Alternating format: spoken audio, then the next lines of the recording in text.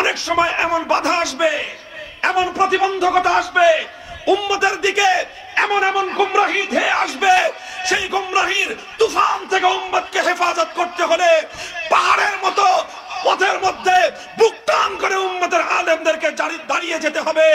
আর সেই পাহাড়ের মতো দাঁড়িয়ে থাকতে গিয়ে অনেক সময় বুকের রক্ত দিতে হবে, জীবন দিতে হবে, উম্মতের আলেমদেরকে সেজন্য প্রস্তুত থাকতে হবে। যারা বলে হুজুরদেরকে ইসলাম হেফাজতের দায়িত্ব দিয়েছে কে?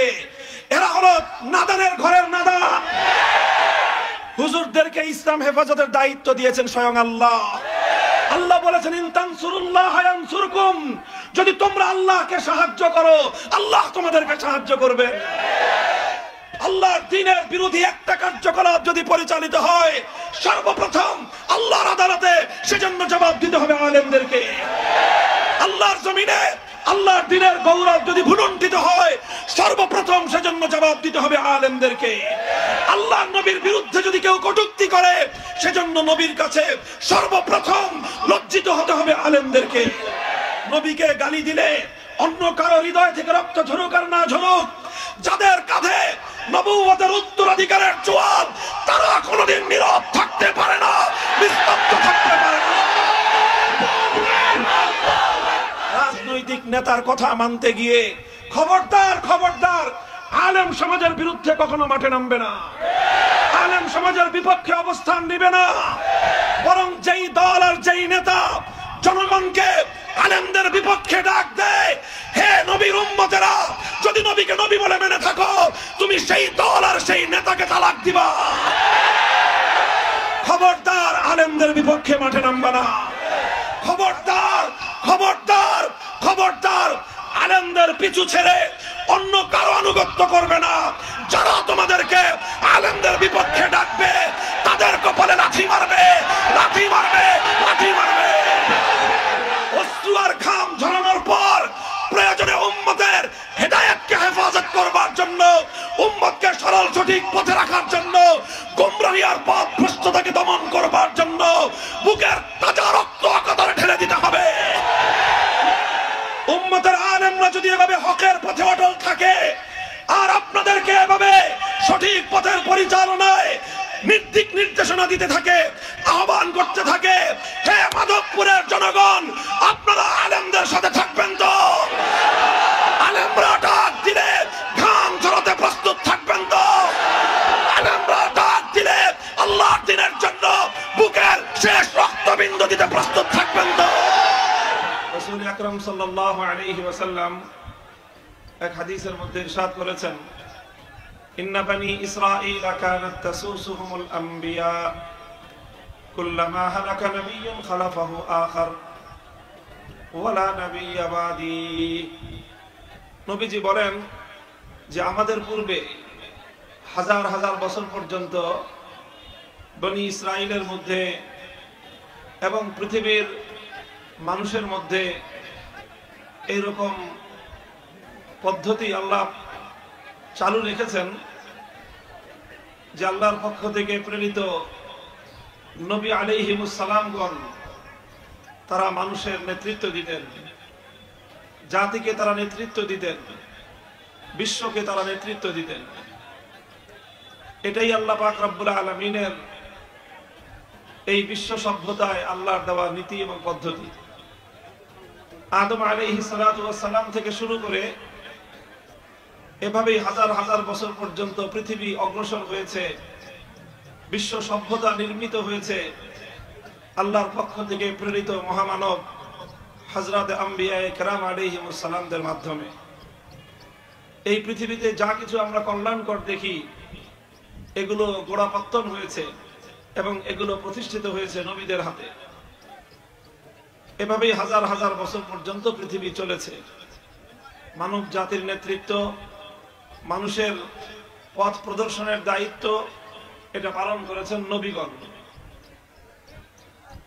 নবী আলাইহিস সালাতু ওয়াস সালাম বলেন, এইভাবে নবীদের যে আগমন, সেই আগমনের ধারা আমার পর্যন্ত চলে এসেছে এবং আমিও আমার উম্মতের নেতৃত্ব দিচ্ছি।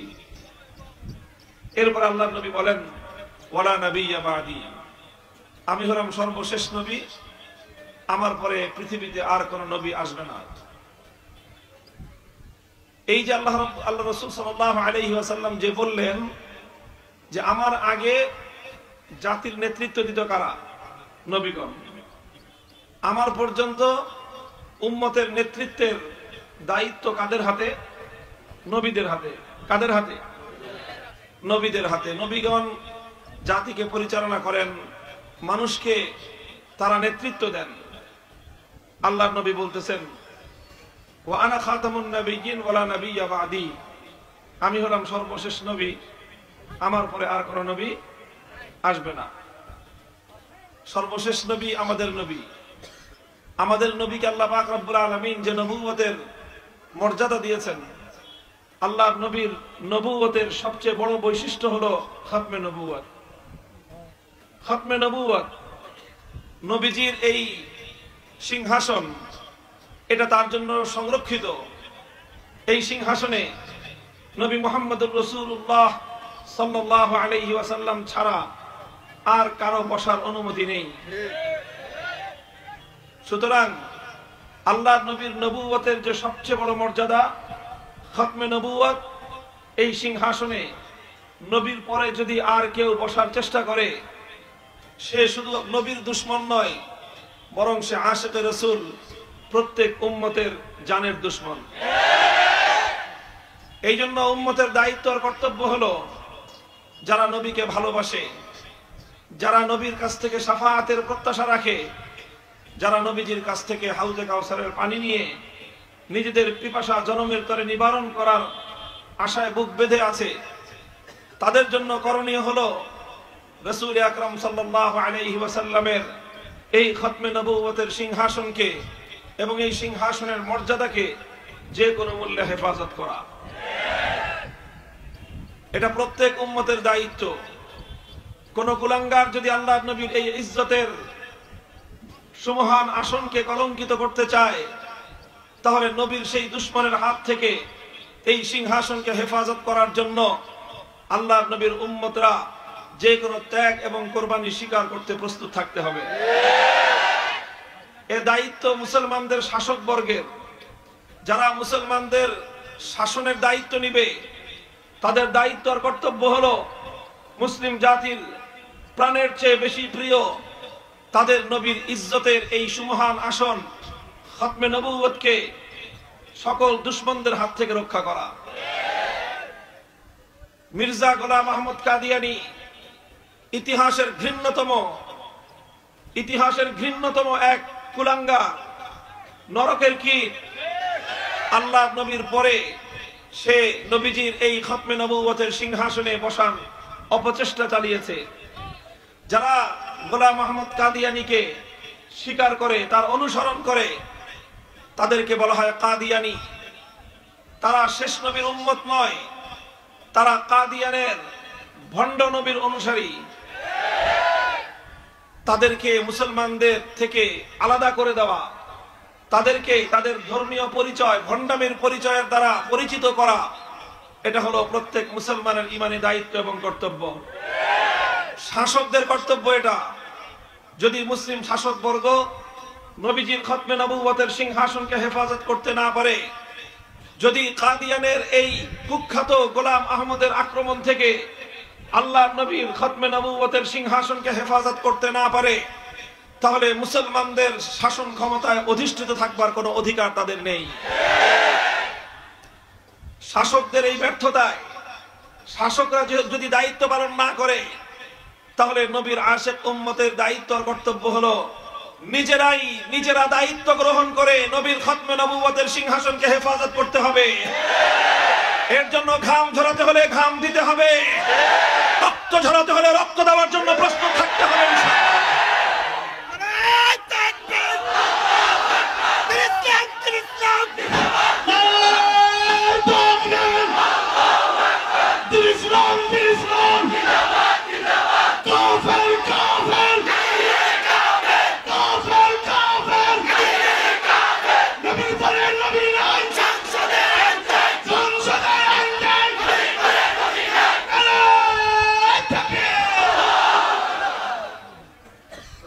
দ্বিতীয় কথা হলো আল্লাহর নবী সে কথাই বললেন, আমি হলাম সর্বশেষ নবী।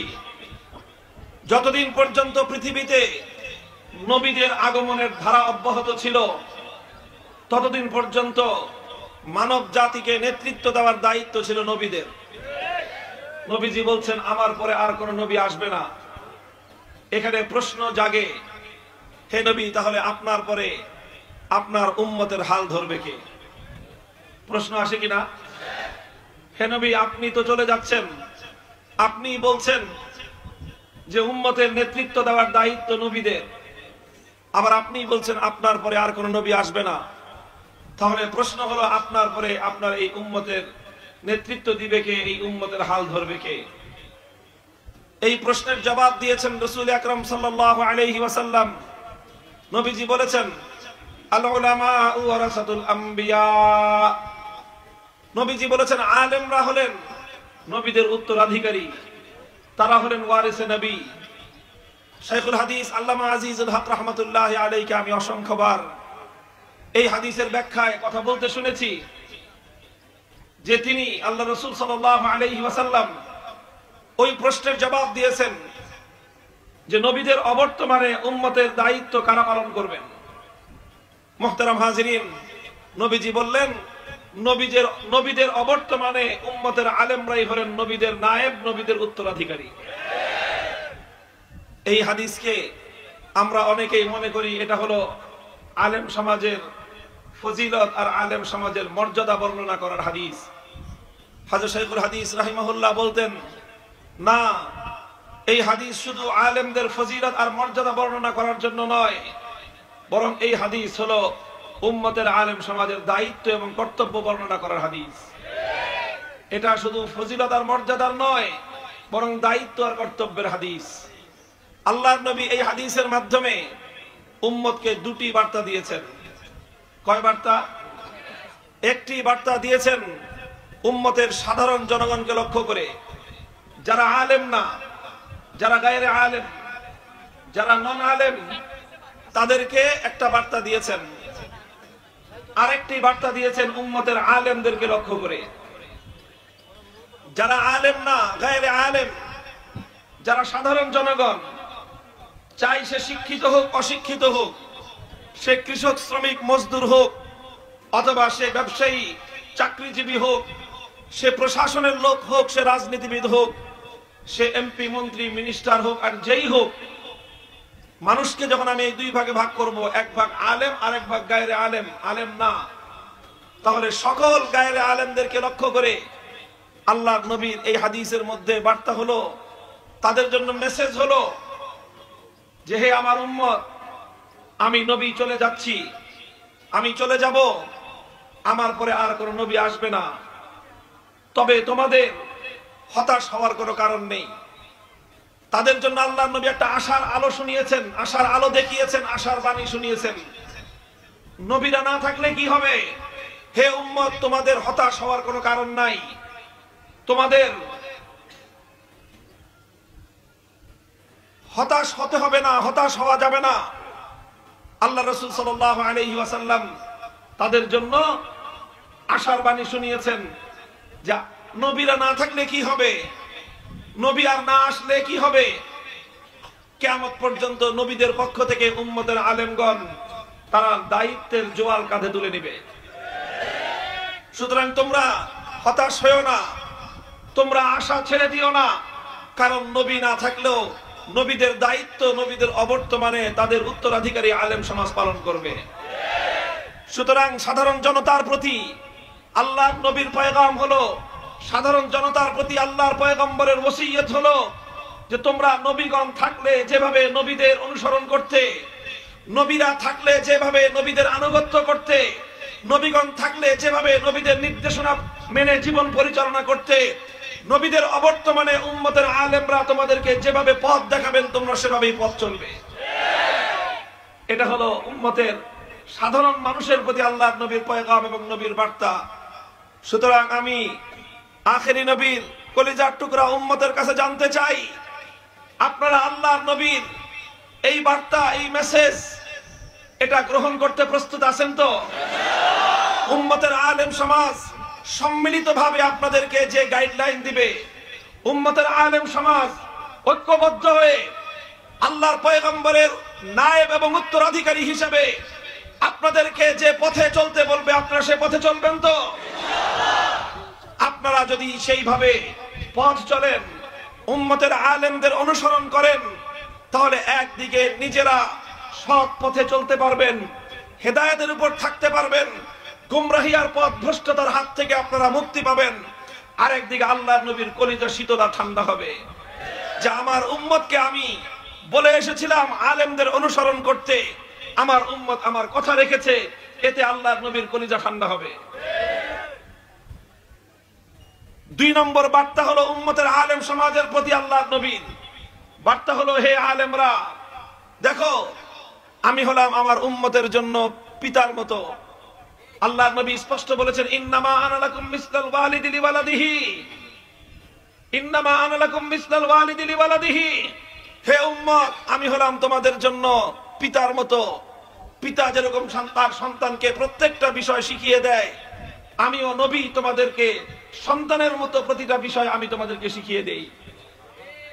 সুতরাং পিতা যেরকম মৃত্যুবরণ করলে সন্তান ইয়েতিম হয়ে যায়, আল্লাহর নবীর ইন্তেকালের মাধ্যমে এই উম্মত ইয়েতিম হয়েছে। সেই ইয়েতিম উম্মতকে আল্লাহর নবী উম্মতের আলেমদের কাছে আমানত রেখে গেলেন। আলেমদের উপর নবীজি আস্থা রেখেছেন, বিশ্বাস রেখেছেন যে আমার অবর্তমানেও আমার উম্মতের আলেমরা আমার এই উম্মতকে দেখাশোনা করবে, আমার এই ইয়েতিম উম্মতের দায়িত্ব পালন করবে, আমার এই উম্মতকে কখনো তারা সৎ পথ প্রদর্শন থেকে পিছু হটবে না। এটা হলো উম্মতের আলেমদের প্রতি আল্লাহর পয়গম্বরের আস্থা, নবীজির আশ্বাস। উম্মতের আলেমরা যে কোনো মূল্যে উম্মতকে তারা পথ দেখাবে, উম্মতের দায়িত্বের বোঝা এই জোয়াল তারা নিজেদের কাঁধে তুলে নিবে। সুতরাং হে আলেম সমাজ, বিশেষ করে মাধবপুরের ওলামা সমাজকে আমি বলতে চাই, লক্ষ্য করে বুঝুন,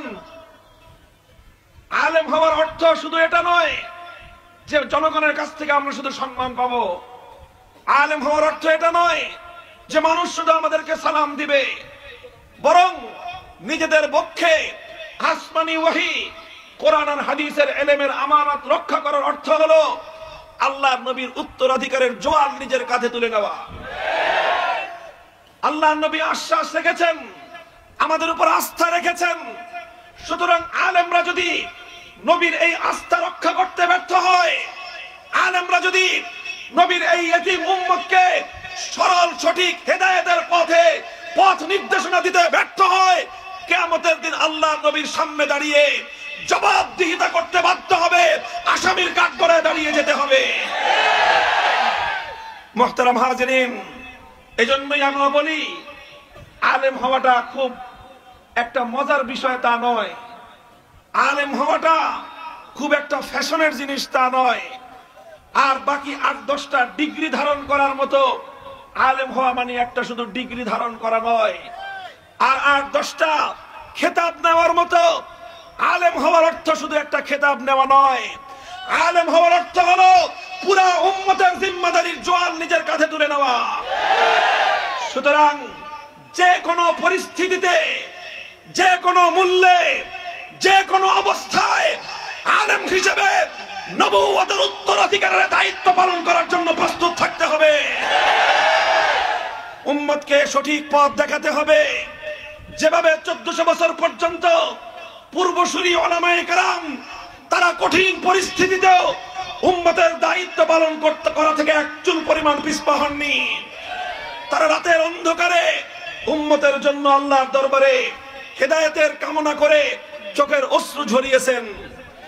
সুতরাং আলেমদের প্রথম দায়িত্ব হলো উম্মতের সরল সঠিক পথ কামনা করে, উম্মতের হেদায়েত কামনা করে আল্লাহর দরবারে ফরিয়াদ করে তাদের জন্য চোখের পানি ছাড়া।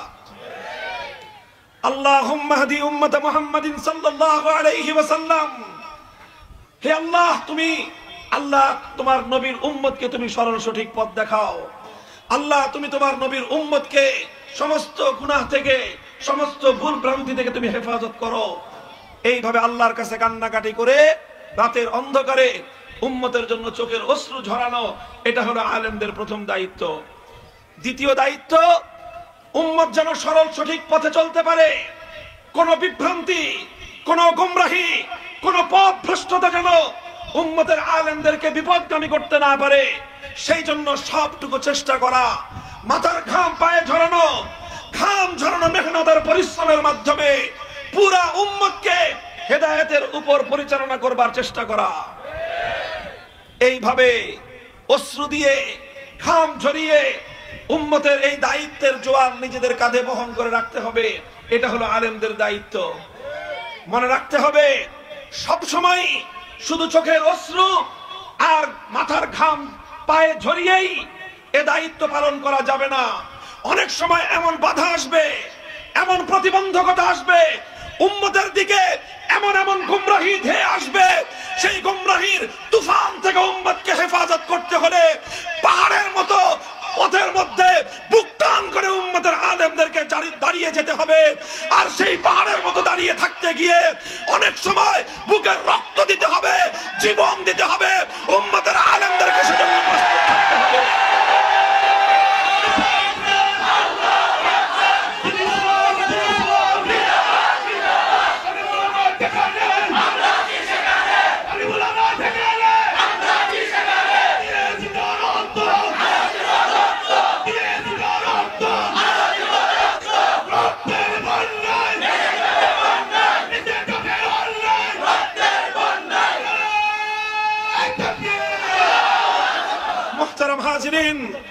সুতরাং হে সাধারণ জনগণ, হে খেটে খাওয়া মেহনতি মানুষ, ব্যবসায়ী, চাকরিজীবী, সরকারি আমলা, কর্মকর্তা, প্রশাসনের লোকজন, আইন শৃঙ্খলা রক্ষাকারী বাহিনীর লোকজন, রাজনীতিবিদ, আপনারা সকলে কথাটা ভালো করে বুঝে রাখুন, ভালো করে বুঝে রাখুন।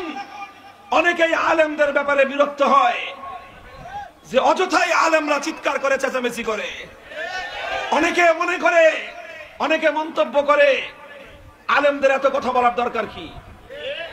অনেকে মনে করে দেশের মধ্যে, জাতির মধ্যে শিরকি সংস্কৃতি চালু হলে অন্যদের যদি সমস্যা না হয়, হুজুরদের এত সমস্যা কি? কেউ যদি খতমে নবুয়তকে বিশ্বাস না করে, হুজুরদের সমস্যা কি? কেউ যদি আল্লাহর নবীকে গালি দেয়, তাহলে আলেমদের সমস্যা কি? সবাই তো নবীর উম্মত, অন্যদের যদি সমস্যা না হয়, তাহলে হুজুরদের এত চুলকায় কেন? অনেকে মনে করে আল্লাহর কোরআনের বিরুদ্ধে আইন তৈরি হলে, সবাই তো মুসলমান, সবাই তো কোরআন বিশ্বাস করে, অন্যদের যদি সমস্যা না হয়, তাহলে হুজুরদের সমস্যাটা কি? অনেকে এরকম মনে করে। হুজুররা যখন অস্থির হয়ে, হুজুররা যখন চিন্তিত হয়ে, যখন চিৎকার চেঁচামেচি শুরু করে, ওলামায়ে কেরাম যখন ময়দানে অবতীর্ণ হয়, তখন অনেকেই আবার আলেমদেরকে প্রতিরোধ করতে মাঠে নেমে আসে। মুহতারাম হাজিরিন, যারা আমাদের চিৎকার চেঁচামেচিতে বিরক্ত হও, যারা আমাদের এই সকল ভূমিকার কারণে মনে করো হুজুরদের, আবার অনেকে কয় হেফাজতে ইসলাম, ইসলামকে তো আল্লাহই হেফাজত করবেন, হুজুরদেরকে আবার ইসলাম হেফাজতের দায়িত্ব দিছে কে? এ আছে না এমন কথা বলা? কুলাঙ্গার যারা এই কথা বলে হুজুরদেরকে ইসলাম হেফাজতের দায়িত্ব দিয়েছে কে? গন্ডমূর্খ যারা বলে হুজুরদেরকে ইসলাম হেফাজতের দায়িত্ব দিয়েছে কে? এরা হলো নাদানের ঘরের নাদা। হুজুরদেরকে ইসলাম হেফাজতের দায়িত্ব দিয়েছেন স্বয়ং আল্লাহ। আল্লাহ বলেছেন ইন তানসুরুল্লাহ ইয়ানসুরকুম, যদি তোমরা আল্লাহকে সাহায্য করো, আল্লাহ তোমাদেরকে সাহায্য করবেন। আল্লাহর কি আমাদের সাহায্যের দরকার আছে? নাই, আল্লাহর সাহায্যের দরকার নাই। আল্লাহকে সাহায্য করার অর্থ হলো আল্লাহর দ্বীন ইসলামকে সাহায্য করা। ইন তানসুরুল্লাহ ইন তানসুরু দীনাল্লাহ, তোমরা যদি আল্লাহর দ্বীনের সাহায্য করো, আল্লাহ তোমাদেরকে সাহায্য করবেন। সুতরাং হে উম্মত, একথা ভালো করে বুঝে রাখো। হে আলেম সমাজ, একথা ভালো করে বুঝে রাখবেন। আল্লাহর জমিনে আল্লাহর দ্বীনের বিরোধী একটা কার্যকলাপ যদি পরিচালিত হয়, সর্বপ্রথম আল্লাহর আদালতে সেজন্য জবাব দিতে হবে আলেমদেরকে। আল্লাহর জমিনে আল্লাহর দ্বীনের গৌরব যদি ভুলুণ্ঠিত হয়, সর্বপ্রথম সেজন্য জবাব দিতে হবে আলেমদেরকে। আল্লাহর নবীর বিরুদ্ধে যদি কেউ কটূক্তি করে, সেজন্য নবীর কাছে সর্বপ্রথম লজ্জিত হতে হবে আলেমদেরকে। সুতরাং অন্য কারো কাছে কষ্ট লাগুক বা না লাগুক, নবীকে গালি দিলে অন্য কারো হৃদয় থেকে রক্ত ঝরুক আর না ঝরুক, যাদের কাঁধে নবুয়তের উত্তরাধিকারের জোয়াল, তারা কোনোদিন নীরব থাকতে পারে না, নিস্তব্ধ থাকতে পারে না।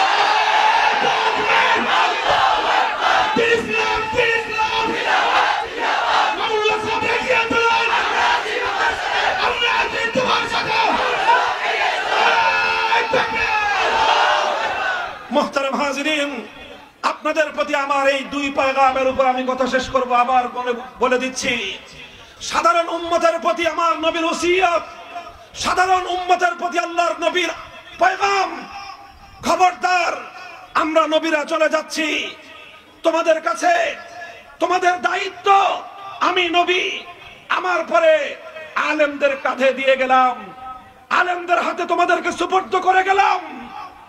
ভাই, মনে করেন আপনার বাবা মারা যাচ্ছে, মৃত্যু শয্যায় শুয়ে আপনার বাবা যদি ছোট ছোট ভাই ব্রাদারকে ডেকে বলে, বড় ছেলেটাকেও ডেকে বলে, সবগুলো ছেলেকে বড় ছেলের হাতে দিয়ে বলে, বাবা তুমি আমার বড় ছেলে, আমি মারা যাওয়ার পর আমার এই ইয়েতিম ছেলেগুলোকে তোমার হাতে তুলে দিয়ে গেলাম, তুমি এদেরকে দেখে শুনে রাখবা। ছোট ছেলেদেরকে বলে গেল, আমি নাই, বড় ভাইকে বাবার মতো সম্মান করবা, তার কথা মেনে চলবা। এবার বলেন তো, ছোট ভাইদের দায়িত্ব কি? যেহেতু বাবা মৃত্যু শয্যায় শুয়ে ওসিয়ত করে গেছে, সারা জীবন বড় ভাইকে মেনে চলবা, সারা জীবন বড় ভাইয়ের আনুগত্য করবা। এখন কোন ছোট ভাই একটু বড় হওয়ার পর যদি গর্দান মোটা হয়, ঘাড় মোটা হয়, আর বড় ভাইয়ের যদি অসম্মান করে, বড় ভাইয়ের আনুগত্য না করে, এটা কি আসলে সে শুধু বড় ভাইয়ের সঙ্গে গাদ্দারি করলো না বাবার সঙ্গে গাদ্দারি করলো? এটা সে শুধু বড় ভাইকে অমান্য করলো না, তার পিতার অন্তিম ওসিয়তকে সে অমান্য করলো। সুতরাং হে উম্মতে মুহাম্মাদিয়া, তোমরা যারা সাধারণ মানুষ, আলেম না, তোমরা হলো ছোট ভাই। যারা আলেম, তারা হলেন আলেম হিসেবে তোমাদের বড় ভাই। এটা বয়স হিসেবে না, বয়স হিসেবে না, এটা আলেম হিসেবে।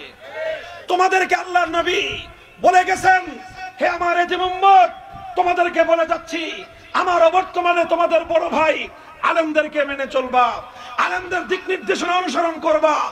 সুতরাং যখন আলেমরা বলে যে শিরকি সংস্কৃতি বাস্তবায়ন করা যাবে না, তখন তুমি সেই আলেমের বিরুদ্ধে মিছিল নিয়ে মাঠে নামো।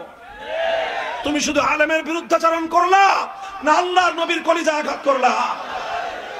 হে উম্মত, রাজনীতি করো, আপত্তি নাই, দেশের জন্য, জনগণের উন্নয়নে, এলাকার উন্নয়নে রাজনীতি করো, কোনো আপত্তি করব না। কিন্তু খবরদার, রাজনীতি করতে গিয়ে, রাজনীতির দলের ডাকে সাড়া দিতে গিয়ে, রাজনৈতিক নেতার কথা মানতে গিয়ে খবরদার, খবরদার, আলেম সমাজের বিরুদ্ধে কখনো মাঠে নামবে না, আলেম সমাজের বিপক্ষে অবস্থান নিবে না। বরং যেই দল আর যেই নেতা জনগণকে আলেমদের বিপক্ষে ডাক দেয়, হে নবীর উম্মতেরা, যদি নবীকে নবী বলে মেনে থাকো, তুমি সেই দল আর সেই নেতাকে তালাক দিবা। খবরদার, আলেমদের বিপক্ষে মাঠে নামবা না।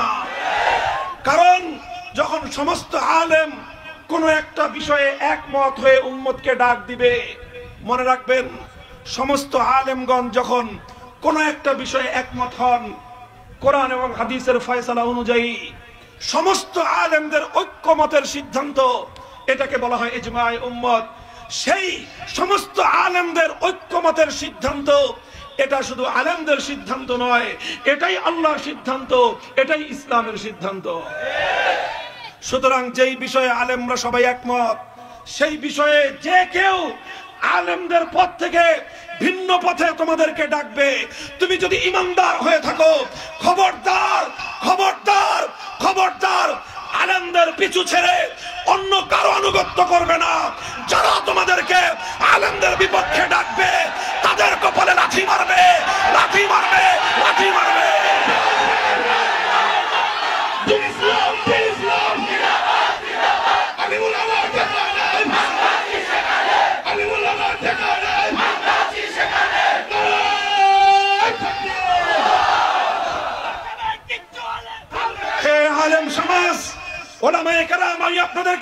বলছি, নবুয়তের দায়িত্ব, নবুয়তের উত্তরাধিকারের এই জিম্মাদারি। আলেম হওয়ার অর্থ হলো সেই দায়িত্বের ভারী জোয়াল নিজের কাঁধে তুলে নেওয়া। যারা এই দায়িত্ব পালন করতে পারবেন না, তারা আলেম খেতাব পরিচয় বহন করবেন না। আলেম খেতাব পরিচয় বহন করা যাবে না যদি এই দায়িত্বের বোঝা কাঁধে নেওয়ার মতো হিম্মত না থাকে। মনে রাখতে হবে, এই দায়িত্ব পালন করতে গিয়ে সব সময় লাল গালিচার সংবর্ধনা পাওয়া যাবে না, সব সময় লাল গোলাপের শুভেচ্ছা পাওয়া যাবে না। অনেক সময় পথে দায়িত্ব পালন করতে গিয়ে ত্যাগ আর কোরবানির নজরানা পেশ করতে হবে।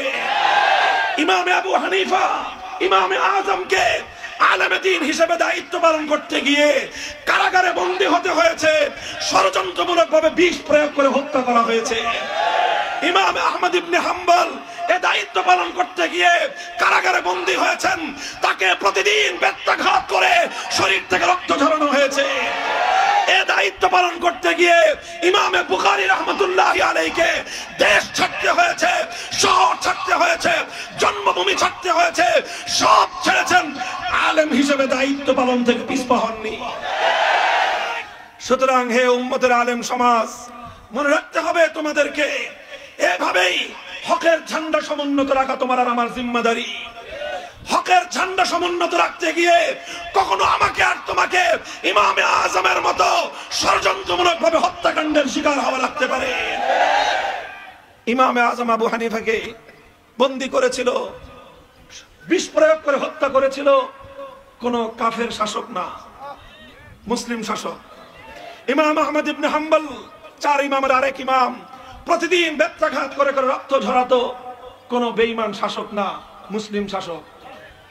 ইমামে বুখারী, যার অত্যাচারে মাদ্রাসা বন্ধ করে দিয়ে, যার নিপীড়নে সব হাদিসের খেদমত বাদ দিয়ে বুখারা ছেড়ে চলে গিয়েছিলেন অন্য দেশে, হিজরত করেছিলেন, সেই শাসকও কিন্তু অমুসলিম কোন শাসক ছিল না, সেও মুসলিম শাসক ছিল।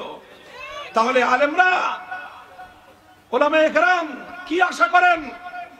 ইমামে আজম আবু হানিফার মতো আল্লাহর নবীর উম্মতের উজ্জ্বল তারকাকে যদি মুসলিম শাসকদের দ্বারা এভাবে নিগৃহীত হতে হয়, ইমামে আহমদ ইবনে হাম্বলের মতো উম্মতে মুহাম্মাদিয়ার উজ্জ্বল নক্ষত্র, সময়ের শ্রেষ্ঠ মুহাদ্দিস, শ্রেষ্ঠ ফকিহকে যদি রক্ত দিতে হয়ে থাকে, ইমামে বুখারীর মতো ব্যক্তিকে যদি শাসকের উৎপীড়নে দেশ ছেড়ে চলে যেতে হয়, তাহলে তোমাদেরকেও এই ধরনের অনেক প্রতিকূলতার পথ পাড়ি দিতে হবে।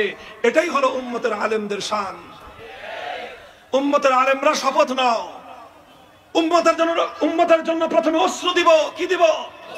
কান্না, চোখের পানি দিব উম্মতের জন্য। তারপরে ঘাম ঝরাবো। কি ঝরাবো? অশ্রু আর ঘাম ঝরানোর পর প্রয়োজনে উম্মতের হেদায়েতকে হেফাজত করবার জন্য, উম্মতকে সরল সঠিক পথে রাখার জন্য, গোমরাহি আর পথভ্রষ্টতাকে দমন করবার জন্য বুকের তাজা রক্ত আকাতারে ঢেলে দিতে হবে।